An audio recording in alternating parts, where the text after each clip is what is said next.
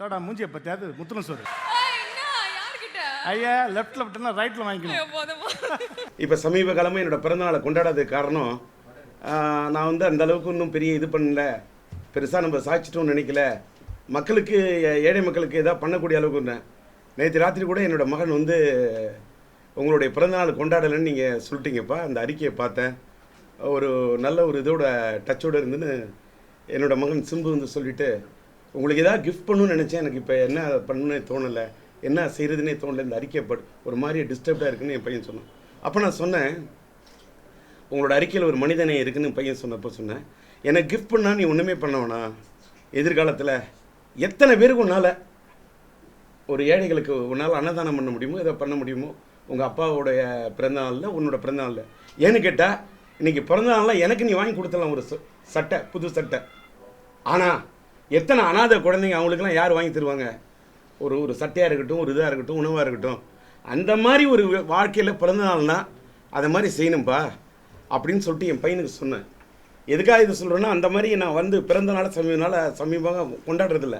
ஆனால் என்னை சந்திக்க வரக்கூடிய என்னோடய ரசிகர்கள் மட்டும் அவங்கள வந்து அவாய்ட் பண்ண முடியாமல் சந்திச்சுட்டு இருந்தேன். ஆனால் இந்த பிறந்த நாளை அப்போ வந்து நான் வந்து அது வேண்டாம் அப்படின்னு தான் நேற்று அறிக்கை கொடுத்துருந்தேன். அந்த அறிக்கையின் அடிப்படையில் தான் இன்றைக்கான நான் பத்திரிகையாளர்களை சந்திக்கிறதுக்கு ஒரே ஒரு காரணம் இருக்குது. என்னென்னா, தமிழக முதல்வர் அம்மையார் அவர்களுடைய உடல்நலம் இப்படி இருக்கின்ற காரணத்தால் நான் என்ன அதில் சொல்லியிருக்கேங்கிறது அடிப்படையை பாருங்கள்.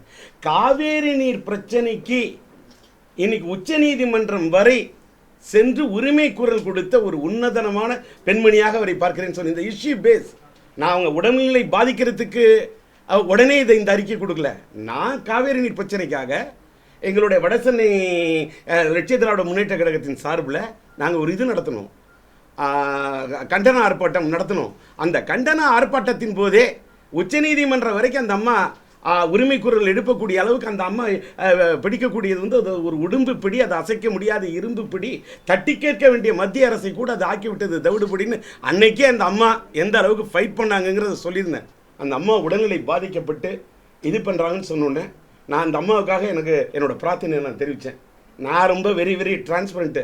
எனக்கு யார்கிட்டையும் நடக்கணும் காரியம், எனக்கு யாராவது தருவாங்களா வாரியம், எனக்கு வேண்டியது காவேரி வேளாண்மை வாரியம். நான் இந்த அரசியல் இத்தனை வருஷம் வாழ்ந்து பார்த்துட்டேன், எல்லாத்தையும் நான் கடந்து வந்துட்டேன். அதனால தான் இன்றைக்கி வந்து நான் எடுத்த முடிவுக்கு வந்து ஒரு பெரிய இன்றைக்கி வந்து இந்த பிறந்த நாளில் ஒரு கருத்தை நான் இன்றைக்கி சொல்லிடணும் அப்படிங்கிறதுக்காக தான் நான் இன்றைக்கி ப்ரெஸ்ஸை மீட் பண்ணுறேன். எதுக்காக நான் கூப்பிட்டேன், என்ன ஒரு அறிக்கை கொடுத்தாரு இன்றைக்கி டி ராஜன் பிறந்த நாளில் என்ன சொல்லிவிட போகிறாருன்னா, மறைந்துவிட்ட மக்கள் திலகம் எம்ஜிஆர் அவர்களுடைய ஆட்சி காலத்தில் தொடங்கி பல்வேறு காலகட்டங்களில் நான் திமுகவுக்காக உழைத்து பார்த்து விட்டேன், ஓடாய் தேய்ந்து விட்டேன். ஒரு உண்மையை மட்டும் உணர்ந்து விட்டேன், கலைஞர் அவர்கள் தான் பெற்றெடுத்த பிள்ளைக்காக யாரை வேண்டுமானாலும் இழப்பார். கலைஞர் அவர்கள் தான் பெற்றெடுத்த பிள்ளைக்காக யாரை வேண்டுமானாலும் இழப்பார். அதனால்தான் அப்பேற்பட்ட மக்கள் திலகம் எம்ஜிஆரையே கலைஞர் தூக்கி எறிந்தார். அந்த எம்ஜிஆருக்கு முன்னால் நானெல்லாம் எம்மாத்திரம். ஆனால் அவரை போலவே பின்னாளில் கலைஞரால் பாதிக்கப்பட்ட வஞ்சிக்கப்பட்ட நானும் ஒரு கதாபாத்திரம். இன்னைக்கு இந்த அறிக்கை மனசு வந்து விடுறதுக்கு காரணம் ஒன்றே ஒன்று தான் சார். கர்நாடகாவில் இருக்கக்கூடியது சித்தராமையா அரசு, காங்கிரஸ் அரசு. இன்னைக்கு சித்தராமையா அரசு, கர்நாடக காங்கிரஸ் அரசு தமிழ்நாட்டுக்கு தண்ணீர் தரமாட்டோம் என்று சொல்கிறார்கள். அங்கே இருப்பது யார் அரசு? சித்தராமையா அரசு, காங்கிரஸ் அரசு. தமிழ்நாட்டில் காங்கிரசின் கட்சி தலைவர் யார் என்றால் திருநாவுக்கரசு. கர்நாடகத்தில் இருப்பது காங்கிரஸ் அரசு, சித்தராமையா அரசு, தமிழ்நாட்டின் காங்கிரஸ் தலைவர் திருநாவுக்கரசு. இந்த நிலையிலும் கலைஞர் காங்கிரஸோடு உள்ளாட்சி துறையில் கூட்டு என்று உரசுகிறார். உரசு ஏன் காவிரி நீர் பிரச்சனைக்காக கொட்டவில்லை முரசு? என்ன காரணம்? ஈழத்தமிழர் பிரச்சனையில் அவ்வளவு பச்சை துரோகம் இழைத்த அந்த காங்கிரஸோடு கைகோத்து கூட்டணி வைத்த அவர் சட்டமன்ற தேர்தல், பாராளுமன்ற, இப்போ ஒரு உள்ளாட்சித்துறை தேர்தல், இப்ப கூட என்னங்க எப்படிங்க ஒரு பாருங்க. கர்நாடகாவில் இன்னைக்கு வந்து வன்மையா கண்டிக்கிறேன். மத்திய அரசு இருக்கக்கூடிய அமைச்சர்கள் எப்படி போய் அந்த அமைச்சர்கள் வந்து அனைத்து கட்சி கூட்டம் கூட்டம், அந்த அனந்தகுமார் இருக்கட்டும், இந்த சதானந்த கவுடாவாக இருக்கட்டும், இவங்கெல்லாம் போய் இந்த 3 மந்திரிகளை எப்படி கலந்துப்பாங்க? சொல்லுங்க. எந்த அடிப்படையில் கலந்துக்கிறாங்க? அப்ப இந்த நாட்டில் வந்து உச்ச நீதிமன்றத்தை கூட மதிக்க மாட்டாங்க. இதற்கு மோடி அரசு பதில் சொல்ல வேண்டும். தமிழ்நாட்டில் பொன்னார் சொல்லுகிறார், தமிழ்நாட்டில் அனைத்து கட்சி கூட்டம் கூட்டப்பட்டால் இங்கே நான் கலந்து கொள்வேன் என்று சொல்லுவது பொன்னார். அங்கே கலந்து கொள்ளுகிறார்கள் அவர்கள் எல்லாம் அவருடைய அண்ணார். அங்க ஒரு ஸ்டாண்டு, இங்க ஒரு ஸ்டாண்டா? என்ன காரணம்? தமிழ்நாட்டில் ஒத்துமை இல்லை. தமிழ்நாட்டில் எதிர்கட்சிக்காரங்கிட்ட என்ன ஒத்துமை இருக்கு சொல்லுங்க. நான் அடுத்த முதல்வர் என்று பின்னாளில் முதல்வராக வருவதற்காக அத்தனை பேர் குரல் கொடுக்கக்கூடியவங்களா யாருக்கிட்டே ஒற்றுமை இருக்கா? எல்லாரும் முதல்வர், அடுத்த எதிர்கால முதல்வரை திங்க் பண்ணவங்க யாருமே ஏன் சார் எதிர்கட்சி தலைவரா நாங்கள் எதிர்காலத்தில் எதிர்கட்சி தலைவரா வரும்னு பேசல? பதில் சொல்லுங்க. இப்ப சொல்றேன் சார், இந்த காவேரி நீர் பிரச்சனையில அவர் ஆடக்கூடிய இந்த நாடகம், காவிரியில் தண்ணீரை தரமாட்டேன் என்று சொல்லுகிறது கர்நாடகம். கலைஞரே ஆடிக்கொண்டிருக்கிறார் இன்னும் நாடகம். எதிர்ப்பேன் சார், எதிர்த்து குரல் கொடுப்பேன் சார். இப்ப கொடுத்துக்கிட்டு தான் இருக்கேன். நீங்க உள்ளாட்சித்துறை தேர்தலை பத்தி பேசுறீங்க, நான் இஷ்யூ பேசுறேன். மத்திய அரசோடைய மந்திரிங்க போய் ஏன் கலந்துக்கிட்டாங்கன்னு கேட்கிறேன். மத்திய அரசு என்பது மாநில அரசுகளுக்கு இடையில் மத்தியஸ்தம் செய்ய வேண்டிய அரசு. என்ன சார், உச்ச நீதிமன்றத்துக்கு மரியாதை இல்லைன்னா அப்ப நாங்க எங்க போறது? துபாயில அப்ப வந்து கர்நாடகம் ஆகும் சோலைவனம், எங்கள் தமிழ்நாடு ஆக வேண்டுமா பாலைவனம்? அரசியல் சட்டத்தை நாங்களும் மதிக்கிறோம்.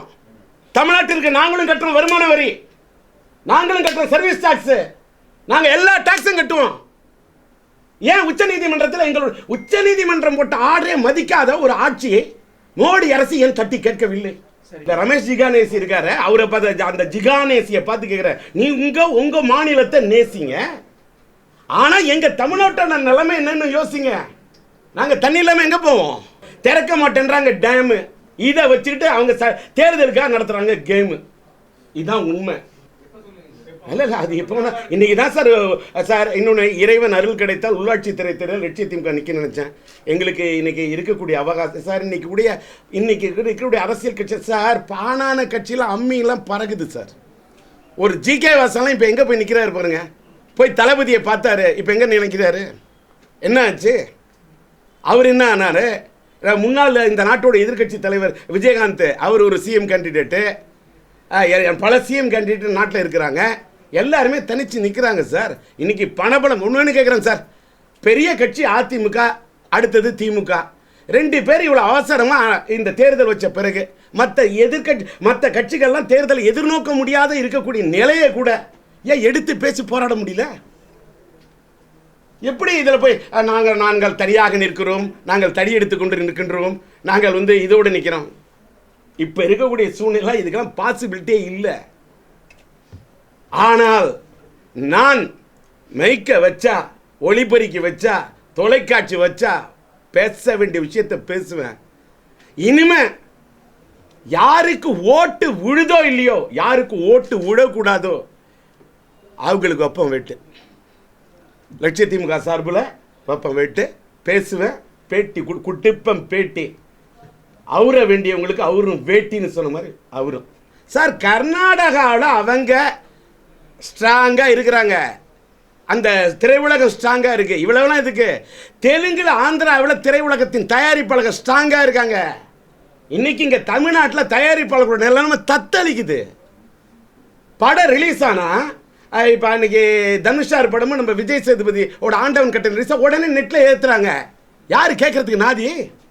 யாரு கேட்குறா? சார் கூரை ஏறியா கோழி பிடிக்க முடியாதோன்னா வானமேறி வைகுந்தம் போகிறான்னு கேள்வி கேட்ட மாதிரி கோட்டைக்குள்ளேயே போய் விடுறாங்க கொரட்டை. இப்போ உள்ளாட்சித்துறை தேர்தலில் ஜெயிச்சு எங்கே போய் அடிக்க போகிறாங்க அரட்டை?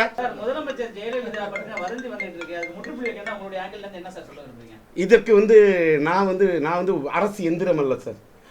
நான் இல்லை அரசு எந்திரம், என்னிடத்தில் இல்லை எந்த விதமான தாரக மந்திரம். நான் சாதாரண மனுஷன்.